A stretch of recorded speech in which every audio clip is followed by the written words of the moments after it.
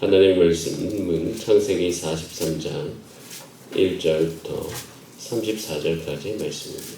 다 함께 한 목소리로 합독하시겠습니다.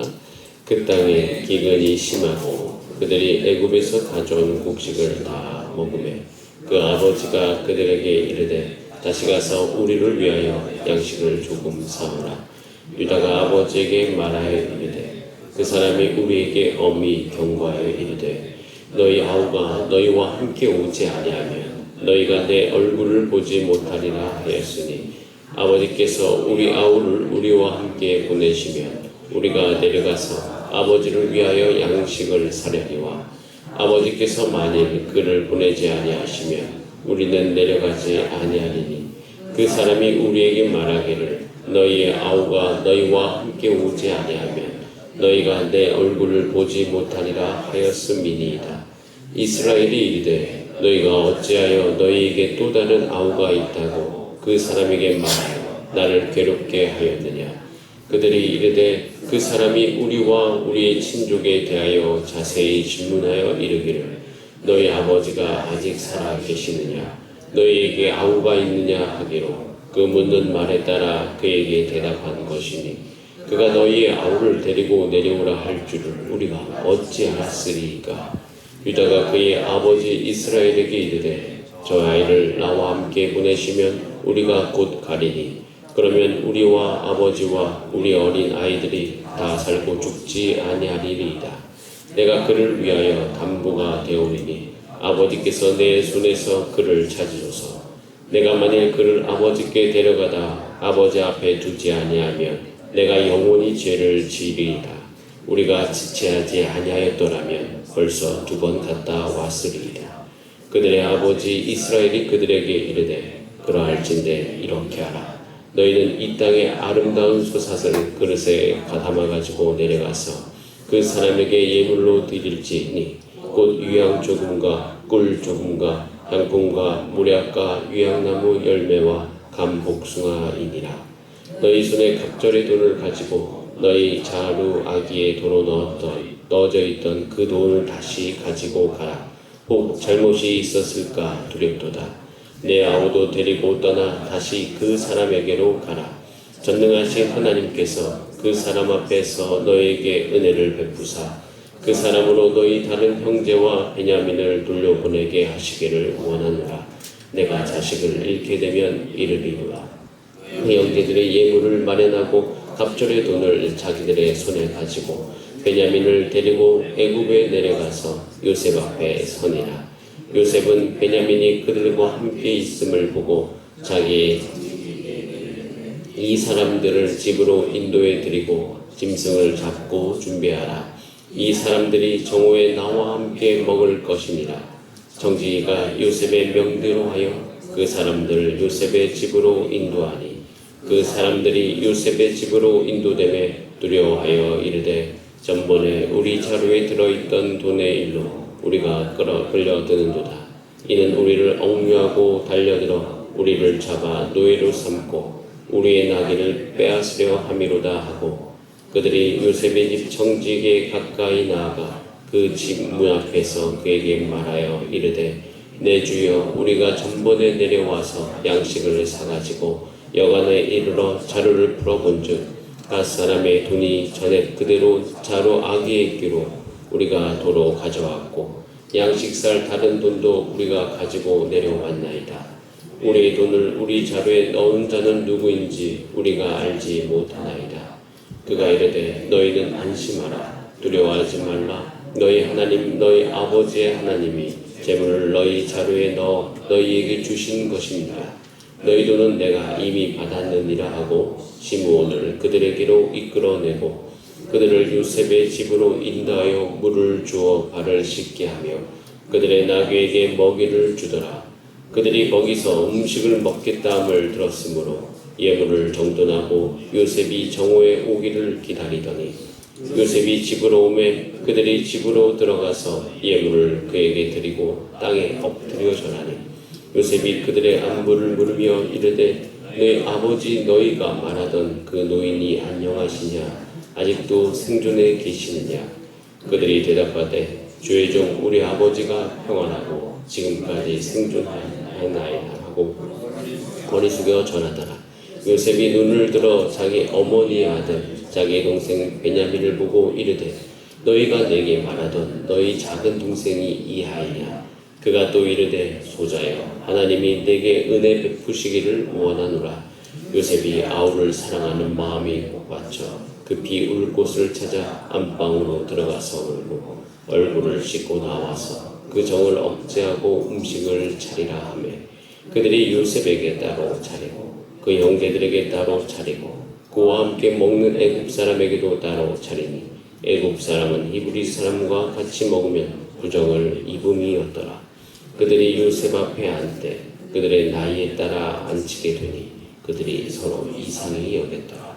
요셉이 자기 음식을 그들에게 주되 베냐민에게는 다른 사람보다 5배나 주며 그들이 마시며 요셉과 함께 즐거워하였더라. 아멘. 함께 기도드리겠습니다. 우리 모든 상황 속에서 모든 것을 선을 이루시며 하나님의 언약을 이루어 가시는 우리 아버지, 우리가 주의 뜻 안에 있음을 오늘 이 새벽에 기억하게 해주시고 오늘도 그러므로 말미암아 하나님을 신뢰하게 해주시고 오늘도 주님께 주시는 참 평안을 누리는 하루 되게 하여 주시옵소서. 우리의 마음을 아시고 우리의 마음을 다루시는 하나님, 우리 마음속에 있는 깊은 상처와 고뇌를 주께서 기억하여 주시고 주께 기도할 때 그것이 풀어지게 하여 주시고 우리 인생 가운데 소망이 되게 하여 주시고 하루하루 주님께서 주시는 힘으로 넉넉히 승리하게 하여 주시옵소서. 사랑을 부어주시고 용서하게 하여 주시고 그 안에서 하나님이 주시는 하나님의 길을 갈 수 있도록 역사하여 주시옵소서. 주여 오늘도 주의 말씀 앞으로 나갑니다.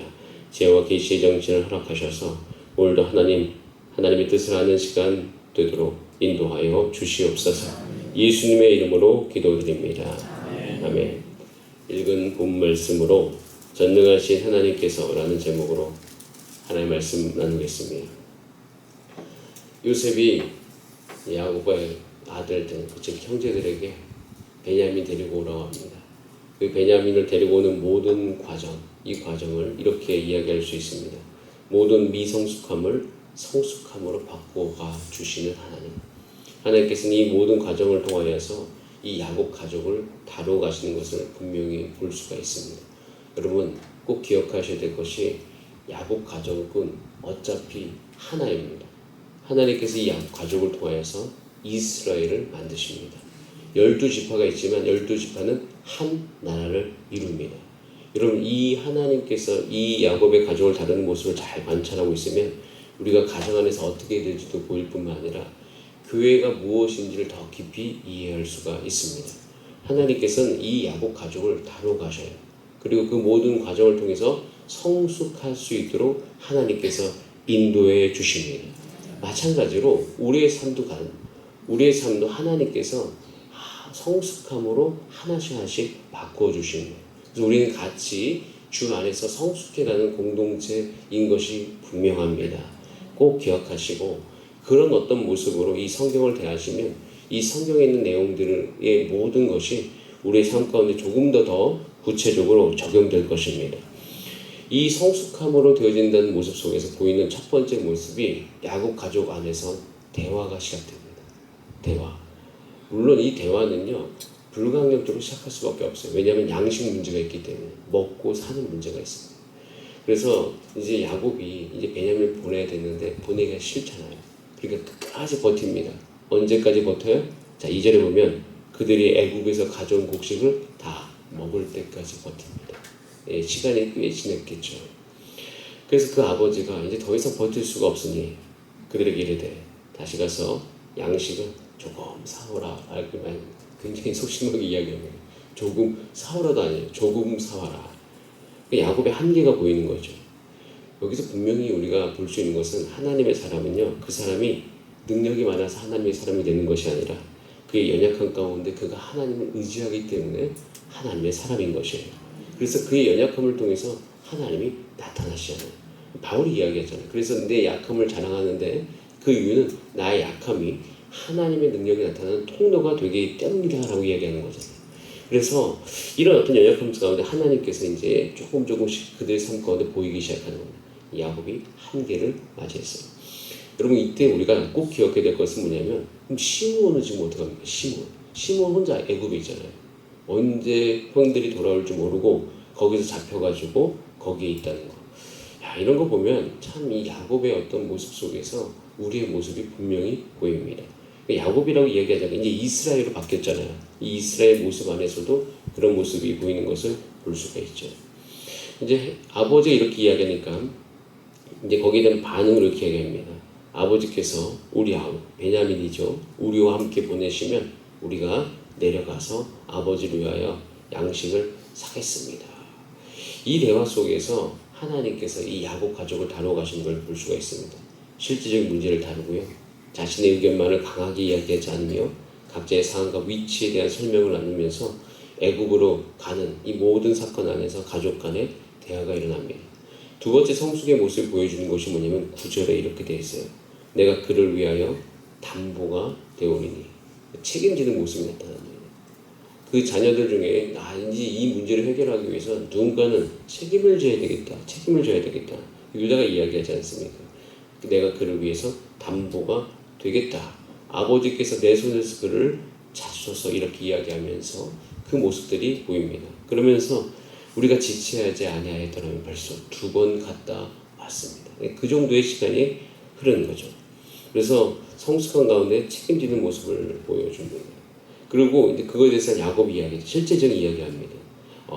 이렇게 11절에 보면 갈 건데 이 땅에 아름다운 소산의 그릇을 담아가지고 내려가서 선물을 준비하라고 야곱이 이야기합니다. 야곱이 원래 사람들과 관계의 모습이 전형적인 모습이죠. 이런 가운데서 책임지는 모습이 어느 정도 그들의 삶 가운데 회복되고 궁극적으로 세 번째 모습인데요. 자, 14절 말씀은 다 함께 읽어보겠습니다. 시작. 전능하신 하나님께서 그 사람 앞에서 너희에게 은혜를 베푸사 그 사람으로 너희 다른 형제와 베냐민을 돌려보내게 하시기를 원하노라. 내가 자식을 잃게 되면 이르리라. 야곱, 이스라엘은 어느 순간에 딱 하나님을 딱 신뢰하는 모습을 분명히 보여줍니다. 연약함도 같이 가지고 있지만 복합적인 인물이에요. 하나님을 신뢰하는 모습이 나타나는데 이 과정을 통해서 세 번째, 전능하신 하나님을 신뢰하는 모습. 그리고 그 안에서 그 상황을 받아들이는 이 야곱의 모습을 볼 수가 있습니다. 맨 마지막에 내가 자식을 잃게 되면 이르리로다. 이런 어떤 성숙한 모습 가운데 이 모든 과정이 진행되고 있는 것을 우리는 관찰합니다. 자, 이 시기에 요셉은 그럼 어떻게 되냐? 요셉은 형들을 기다리고 있었겠죠. 베냐민을 기다리고 있었습니다. 여러분 여기서 단순히 이 야곱 가족을 다루는 거 안에는 요셉의 다룸도 같이 포함되어 있는데요. 그래서 한 가지 모습을 좀 보겠습니다. 34절에 보면 이렇게 되어 있습니다. 같이 한번 34절 말씀을 읽어보겠습니다. 요셉이 자기 음식을 그들에게 주되 베냐민에게는 다른 사람보다 5배나 주매 그들이 마신 요셉과 함께 즐거워하였다. 가족이 전 형제가 같이 모여서 즐거워하고 있는 그 상황, 그 모습을 한번 상상해 보시기 바랍니다. 얼마나 우리가 보고 싶었던 모습일까요? 하나님이 보고 싶었던 모습일까요? 자, 그런 가운데 요셉의 한 가지의 모습이 성경 안에서 우리가 드라마 보면 다 이렇게 삽입되듯이 옛날 모습 삽입되듯이 싹 들어가는 게 뭐냐면 30절에 이렇게 되어 있죠. 요셉이 아우를 사랑하는 마음이 복받쳐서 급히 울 곳을 찾아 안방으로 들어가서 울고라고 되어 있어요. 그러니까 요셉이 울었다. 혹시 요셉이 울었다는 이야기 들어본 적 있으십니까? 지금까지? 별로 없죠. 저는 이 요셉의 완벽한 모습 때문에 요셉을 사모했는데 성경을 읽으면 읽을수록 제가 한편에 요셉의 완벽한 모습이 이상하다고 생각되어진 적이 있었습니다. 어떻게 보면 너무 완벽하죠. 흠을 잡을 수 없을 정도로. 물론 그 첫 번째 17살이 꿈을 꾸었을 때 형들에게 성숙하지 못한 모습을 보여주는 것 그 정도. 근데 그 이후에 노예로 팔려가면서는 굉장히 완벽했어요. 배신당하고 외국 땅으로 팔려가고 외국에서 종노릇하고 억울하게 감옥 가는 모든 과정 속에서 정말 완벽했습니다. 철두철미하고 하나님을 경외했죠. 근데 이런 어떤 경외하는 모습 속에서 제가 이제 성경을 읽다가 다시 돌아가고 하는 가운데서 창세기 42장 21절 말씀이 딱 기억했는데 이 모습 보세요. 여기 그러니까 거기에 보면 이렇게 되어 있습니다. 그들이 서로 말하되 아우엘로 말미암아 범죄하였도다. 그가 우리에게 애걸할 때 요셉이 형들에게 애걸할 때가 있었어요. 그 마음의 괴로움을 보고도 요셉이 괴로워했을 때가 있습니다. 애걸복걸하고 괴로워하는 그 모습 속에서 느꼈던 그 감정의 상처는 요셉에게 있었습니다. 엄청 울었겠죠. 엄청 애걸복걸했겠죠. 그런데 형들이 그것을 외면하고 떠나갔습니다. 그때 요셉 마음속에서 한 가지 마음이 있을 수 있었습니다. 그것은 뭐냐면 인생이 울어봤자 소용이 없겠다. 어떻게 보면 나는 더욱더 그 안에서 철저하게 살아가야겠다라고 생각하면서 오히려 그 마음을 되새기면서 일어났던 그 요셉의 마음을 깊이 생각하면서 요셉이 참 힘든 시기를 보내왔구나. 요셉은 한편으로 보면 믿음의 사람인 것은 분명한데 한편으로 보면 상처의 사람인 거죠. 많은 사람들에게 배신당, 형들한테 배신당했지. 그래서 보디발 장군 가서 열심히 했는데 거기서 억울한 일 당해서 또 배신당했지. 그리고 거기서 이제 그 관원장들 만났을 때 해석해 줬는데 그가 나를 2년 동안 잊었지.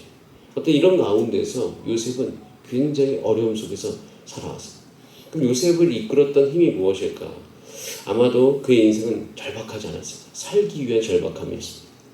애굽에서 그렇게 팔려갔을 때, 내가 이제 살아야 되겠다. 제대로 살아야 되겠다. 목숨 하나 건졌으니까 어느 곳에 있든 간에 내가 살아내야 되겠다. 그래서 보디발 장군의 집에서도 살아낸 것이고, 하나님을 의지해서 감옥에 가서도 악착같이 살아낸 것입니다. 그가 특별한 어떤 것이 있어. 그 악착같이 살아보자는 마음들이 있었어요.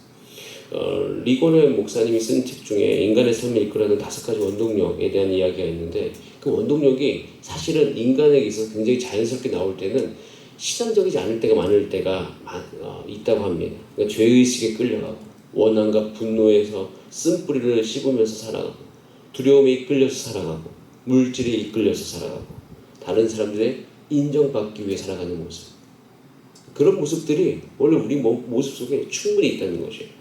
이게 정말 맞다고 생각이 참 많이 들었습니다. 저도 제 마음속에 그것이 있는 것을 보게 됩니다.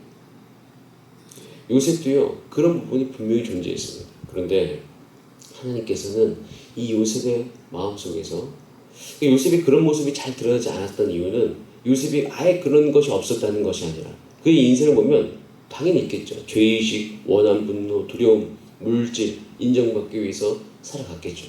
그런데 저는 요셉이 이 울었던 이 모습 안에서 그냥 한 가지를 제가 추측해 보는 거예요. 기도하면서. 요셉이 평소에 잘 울었을 수 있겠다라는 생각을 했습니다. 요셉이 굉장히 감정이 풍부하고 울면서 무엇을 했을까? 이 모든 원한과 상처, 어려움이 있음에도 불구하고 하나님께서 요셉의 마음을 만져주셨구나. 지금까지 아픔과 눈물을 품고 나를 지켜내려고 그 누구에게도 말을 하지 못하고 혼자 버텨내고 눈물 흘면서 그 보낸 가운데 포기하지 않고 오는 그 요셉, 너무 애쓰고 수고하고 혼자 조용하게 울었을 수 있고 지금도 가서 이것을 들키지 않기 위해서 베냐민을 보자마자 대성통곡하면서 우는 요셉의 모습, 저는 이 모습을 바라보면서 요셉이 지금까지 형통한 자가 되어 살아올 수 있었던 중요한 원동력 중에 하나는 하나님 앞에서 울었기 때문이 아닌가라는 생각을 했습니다. 조용히 그 안에서 울면서 그게 어떻게 보이면 완벽한 모습은 그의 인생 가운데 숨겨진 나의 상처지만 그런 가운데서 하나님께 그 상처를 만져주시고 그 어려움을 만져주시고 그 하나님의 울음으로 말미암아 우리를 붙들고 있었던 원망과 저주와 분노를 내려놓을 수 있고 그 가운데서 주신 은혜로 말미암아 정돈되어서 살아갈 수 있었구나 라는 생각을 합니다. 그가 울고 다시 정돈해서 곧바로 나오는 모습 속에서 하나님께서 요셉을 이렇게 다루셨구나, 하나님께서 요셉 가운데 이렇게 역사해 주셨구나 하고 생각을 해봅니다. 제가 이제 오늘 창세기 43장을 읽으면서 하나님께서 전 가족을 다루고 가시는 모습으로 여러분들과 함께 말씀을 나눴습니다. 이유는 이것입니다. 이것이 교회이기 때문이에요. 이 모습은 교회의 모습을 보여줍니다. 하나님께서 교회를 이 땅 가운데 태동시킬 때 하나님께서는 교회 안에 누구든지 오라고 말씀하셨고 교회를 통해 하나님의 백성을 예수 그리스도를 영접함으로 이 땅 가운데 태어나게 하시네요. 그 태어나게 하신 하나님의 백성을 하나님께서 다 이끌고 가십니다. 그것이 여러분들이죠. 여러분들 안에 다양한 모습들이 저는 있을 줄 믿습니다. 단순히 여러분이 요셉이다, 여러분이 야곱이다, 여러분이 뭐 베냐민이다, 루벤 이 이야기를 하는 것이 아니라 그 모든 12가지 그러니까 야곱의 모습까지 보면서 그 모습이 다 우리 안에 그때마다 시시각각 다르게 나옵니다. 근데 그 모습을 다 하나님께서 이끌고 가시는 것이에요. 하나님께서 그렇게 우리를 다루시면서 하나님의 구원의 역사를 오늘도 인도해 가고 계십니다. 그래서 우리 그 시각으로 여러분의 삶을 바라보시고 그 시각으로 여러분의 가정도 바라보시고 그 믿음으로 우리 교회도 바라보시면서 함께 오늘 하루하루 살아가는 저와 여러분 되기를 바라면서 여러분 안에 있는 어려움과 그 모든 것 하나님 앞에서 오늘도 푸시고 승리하는 하루 되시기를 바랍니다. 우리 다 함께 기도하시겠습니다. 이 시간 기도할 때 하나님 내 인생 가운데 하나님께서 함께 하시고 또 모든 것을 다루고 계심을 믿습니다. 주여 오늘 이 새벽에도 나왔습니다. 하나님께 말하게 하여 주시고 하나님 이곳에 계시오니 주님 나의 삶 가운데 오늘도 새로운 은혜를 허락하여 주시옵소서. 우리 다 함께 주여 한번 부르신 다음에 합심으로 기도합니다. 주여